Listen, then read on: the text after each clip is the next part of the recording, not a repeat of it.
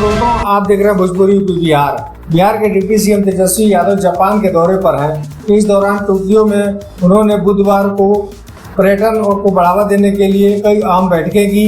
बता दें कि तेजस्वी यादव बिहार के पर्यटन मंत्री भी हैं और इसलिए वो पर्यटन को बढ़ावा देने के लिए जापान पहुंचे हैं। अपने जापान दौरे पर तेजस्वी यादव ने सबसे पहले जापान में भारत के राजदूत सीवी जॉर्ज से मुलाकात की। राजदूत से हुई मुलाकात के बारे में तेजस्वी यादव ने सोशल मीडिया पर पोस्ट कर कहा कि बिहार में बौद्ध सर्किट को बढ़ावा देने के लिए मेरी जापान यात्रा पर जापान में भारत के राजदूत श्री सीवी जॉर्ज के साथ सार्थक बातचीत हुई है। तेजस्वी यादव 24 अक्टूबर से 1 नवंबर के बीच जापान दौरे पर गए हैं। इस दौरान वो बिहार में पर्यटन विकास को लेकर कई कार्यक्रमों में हिस्सा लेने वाले हैं। बुधवार को भी वह टोक्यो में टूर और ट्रेवल ऑपरेटरों के साथ बिहार पर्यटन रोड शो में शामिल हुए थे।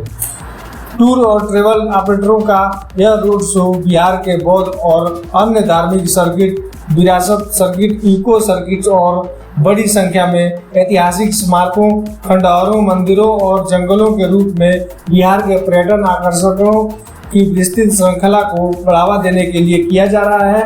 तेजस्वी यादव अपने इस बयान पर और इस दौरान बिहार में पर्यटन के विकास के लिए निवेश लाने की कोशिश करेंगे, क्योंकि बिहार भगवान बुद्ध की धरती है। ऐसे में जापान के लोगों का यह आध्यात्मिक रिश्ता है। इसके लिए तेजस्वी यादव कई लोगों से मुलाकात भी करेंगे।